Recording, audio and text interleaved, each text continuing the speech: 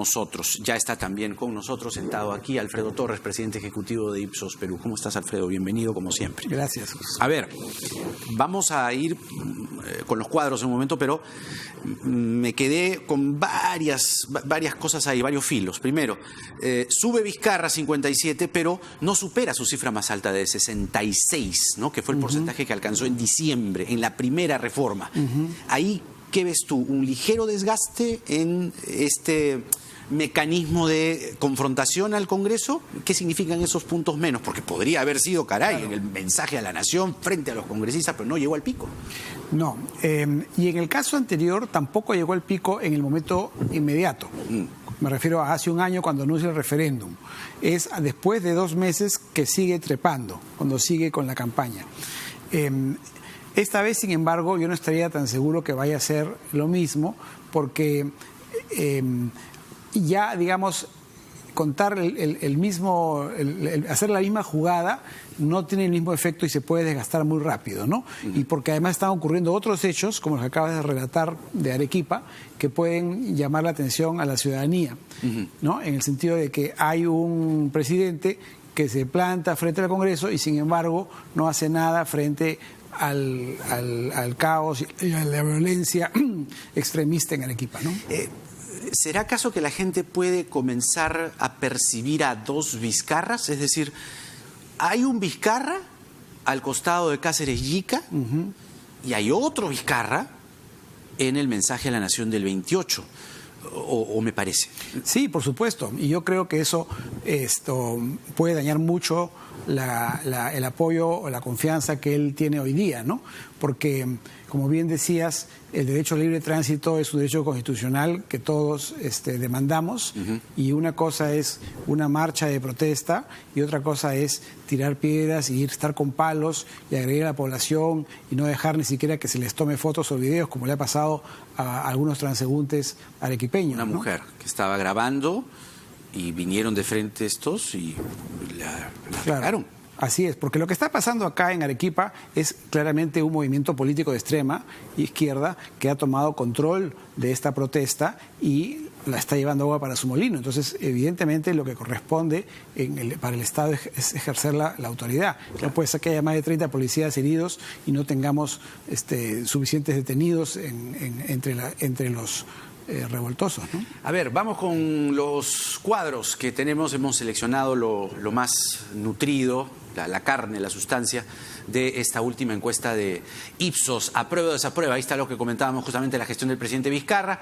Ahí está, en agosto tiene 57. Fíjese, en relación a julio, trepa y trepa, ¿no? Estamos hablando ahí de 13 puntos. 13 puntos de julio a agosto, y eso tiene que ver sin duda con el mensaje a la nación, ¿no? Claro, por supuesto, porque lo que hemos visto rápidamente es que la gente ya estaba, digamos, muy cansada de este conflicto, de esta tensión política. Era evidente que el Congreso no estaba colaborando con el Ejecutivo en sus propuestas y tampoco está necesariamente satisfecha con el Ejecutivo a su vez, ¿no? Entonces, la idea del adelanto de elecciones es percibida como una salida a un problema, ¿no? La gente tiene, y ahí justamente tenemos, mira, la aprobación de Olaechea. El presidente del Congreso, Pedro Olaechea, tiene 21% de aprobación. Ahora vamos a comentar ese 24 que se repite. Ahora lo hablamos. Pero desaprueba 54%. A ver, el siguiente, ahora lo hablamos en bloquecito. A favor de la propuesta del presidente Vizcarra de adelantar las elecciones presidenciales y parlamentarias para el 2020, 75%. Eso sí es abrumador y es contundente. Y finalmente tenemos, esto es si está en desacuerdo de que hay un referéndum para decidir el adelanto de las elecciones presidenciales y parlamentarias para el 2020, un 74%. Ahora, lo que dices tú, extraigo el último párrafo de lo que decías. Hay un descontento entonces generalizado. Ahí está la ficha técnica, que por ley la tenemos que poner. Hay un descontento generalizado, es decir, eso es lo que tú estás percibiendo. La gente el común denominador es que se vayan todos, fracasaron. Sí, yo pensaría que es así. O sea, lo que se aprecia del gesto del presidente es que él también se va, ¿no? Pero yo no estoy tan seguro que la gente apoyaría, digamos, que se vaya solamente el Congreso y se quede él, porque en paralelo con este fastidio que hay con un Congreso que blinda pues a una serie de sujetos que no debería blindar, o que se ha caracterizado por una actitud obstruccionista o agresiva frente al Ejecutivo. También hay un malestar con un Ejecutivo que no resuelve los problemas de seguridad o de crecimiento económico, ¿no? Entonces, no debemos leer esto necesariamente como un apoyo, un cheque en blanco al Ejecutivo, ¿no? Lo que hay es un apoyo a la idea de que se vayan todos. Claro, o sea, como que Vizcarra lo que ha hecho es dar la salida, ¿no? Marcar la salida y decir, nos equivocamos. O sea, no podemos. No puedes tú y no puedo yo. Incapaces los dos, en cierto modo, ¿no? Y además es una historia que la habíamos visto 3 años, o sea, no es nueva, ¿no? O sea, ya ha habido un fracaso previo, que es el de PPK y sus gabinetes, en este esfuerzo de tratar de ponerse de acuerdo con la mayoría parlamentaria, ¿no? Entonces, evidentemente, hay una crítica grande de parte de la ciudadanía al Congreso, pero yo creo que también implícitamente hay una crítica al Ejecutivo por no haber podido resolver el problema, ¿no? Ahora, ese 21, 22, 23% que aparece constantemente, ¿no? En todas las preguntas hay una oposición a Vizcarra, sí, que podríamos catalogarla así, entre 20 y 24%. Ahí sí, están para ti el APRA, Fuerza Popular y los grupos, digamos, contrarios a Vizcarra. Claro, ahí hay un núcleo más duro de gente muy contraria a Vizcarra, entonces cualquier cosa que él proponga, pues van a estar en contra, ¿no? Efectivamente deben ser muchos de esas tendencias políticas, ¿no? Ahora, de ahí se puede desprender una probable votación en las elecciones adelantadas del 2020, es decir, estamos hablando de ese grueso que es el que finalmente se tendrían que repartir Fuerza Popular, el APRA, en una elección. Depende de las candidaturas que lleven y depende de los mensajes que transmitan. Es decir, para el APRA efectivamente puede estar más difícil porque han perdido, digamos, a un candidato importante que era su líder, Alan García. En el caso del fujimorismo, en cambio, Keiko sigue siendo una posibilidad. O sea, para los fujimoristas, ella es la líder y tiene un respaldo hoy día en las preguntas de simpatías políticas del orden del 10%. Si ella sale con una campaña, digamos, madura, por decirlo de alguna manera, podría crecer o recuperar parte de lo que perdió.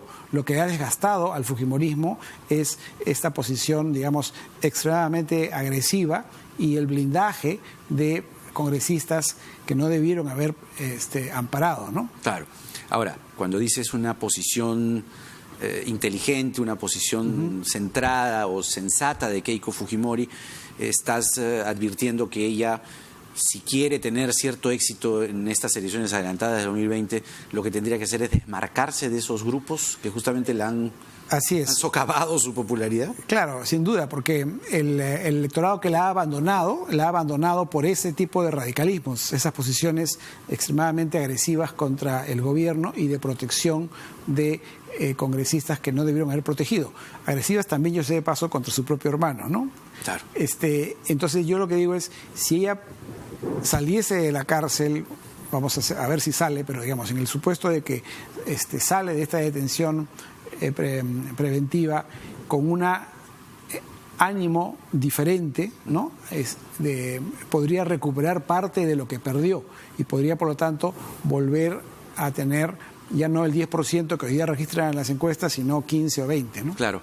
Ahora, va a ser, en la eventualidad de esta aprobación del adelanto de elecciones, algo titánico, ¿no? Porque más allá de que se haga un cronograma ad hoc, un cronograma específico para una elección adelantada, estamos hablando de 24 agrupaciones inscritas que cada una tendría que entregar o presentar fórmulas de no solamente planchas, sino también candidatos al Congreso, claro, que no tienen que ser los que están ahora en el Congreso, o sea, no se pueden reelegir, eso sí está aprobado, sí, sacramentado por el referéndum. ¿Tenemos tantos actores en el reparto? No es por eso no es saludable, digamos, un adelanto de elecciones como el que se ha hecho, ¿no? Lo que ocurre hoy día es que ya, dadas las circunstancias, es probablemente el mal menor y tenemos que ir para adelante, pero desde el punto de vista institucional, que se adelanten las elecciones es todo lo contrario a lo que se estaba buscando hasta hace poco, que era tener un proceso de elecciones primarias, un proceso que pudiese permitirnos a los electores conocer mejor a los candidatos, ¿no? Votar mejor. Todo eso, digamos, hemos retrocedido.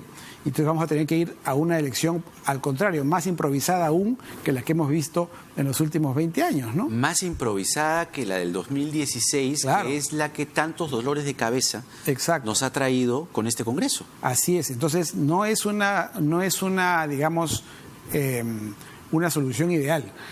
Lo que sí creo es que lanzado esa propuesta a la ciudadanía, lo estamos viendo en las encuestas, 75% de la gente la apoya. Entonces, claro, a estas alturas, parar ese tren ya no veo cómo se puede hacer. Al contrario, creo que lo que hay que hacer es, ojalá todos los partidos contribuyan a resolver de la mejor manera este proceso electoral que tiene efectivamente plazos muy breves, ¿no? Es decir, claro, es una crisis no similar a la del 2000, en eso convengamos, pero primero, el 2000 nos da la receta para salir de la crisis con los mecanismos constitucionales, pero es una crisis con punto de no retorno. Mi pregunta es, algunos trascendidos de la reunión entre Fuerza Popular y Salvador del Solar que he podido recoger, sostienen que Fuerza Popular, sobre todo quienes salen en la foto hoy con Salvador del Solar, es decir, el señor Tubino, la señora Bartra, la señora Salgado, etcétera, habrían puesto sobre la mesa el proyecto de inmunidad parlamentaria, que fracasó en la reforma anterior, es decir, se deslegitimaron las esencias que tanto llamaba así el gobierno, y que estarían proponiendo como una salida mixta, una salida consensuada.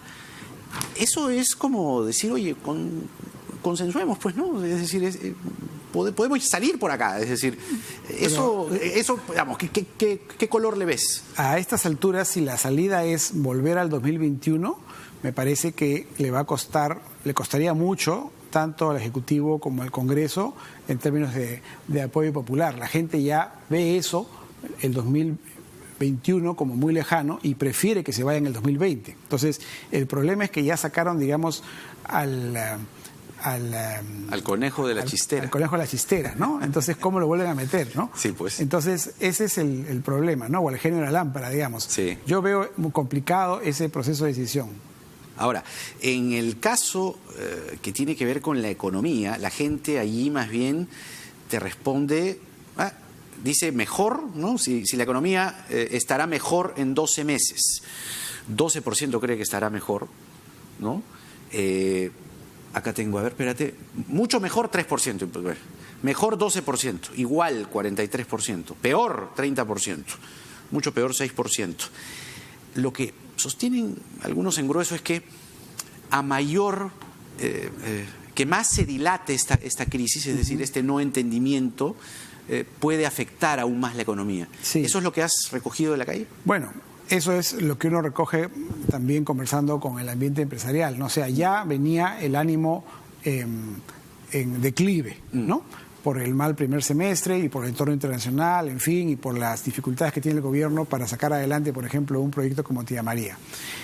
Con el adelanto de elecciones, lo que estamos haciendo es generar un poco más de incertidumbre en lo inmediato, pero poner una fecha más corta o más cercana para que esa incertidumbre se rompa, ¿no? La hipótesis que hay es que si esto sigue así 2 años, no va a estar mejor. La incertidumbre va a continuar, estaríamos postergando nada más el problema. Entonces, como que en 1 año, bueno, vamos a tener que ajustarnos los pantalones y de repente, pues, menos incertidumbre. El plazo de incertidumbre sería más corto. Claro, porque a mayor incertidumbre, mayor afectación a la economía. Mayor afectación porque además, procesos como los que estamos viendo hoy día en Arequipa, de gente de extrema izquierda ejerciendo violencia social, podrían incrementarse como parte de su estrategia política, ¿no? Alfredo, como siempre, un gusto conversar contigo. Hasta la próxima. Alfredo Torres, presidente ejecutivo de Ipsos Perú. Hay que ir tomándole el pulso a esta situación. Es evidente que la única salida hasta el momento, y la que mayoritariamente la gente aprueba, es la de el adelanto de elecciones. La duda que nos queda todavía a estas alturas es quiénes vienen luego. Ahí está la incertidumbre todavía y ahí nada está dicho. Vamos a la pausa Y viene el exalcalde de San Isidro, ex candidato también a Lima, dijo muchas cosas en la campaña municipal reciente sobre Jorge Muñoz, contra Jorge Muñoz también, por cierto, y ahora que ha sacado el pico y placa, aparentemente, por lo menos haciendo un barrido, hoy ya con las multas efectivas, ¿no? Ya no es marcha blanca y tal. Vamos a ver qué dice Manuel Velarde. Nada está dicho.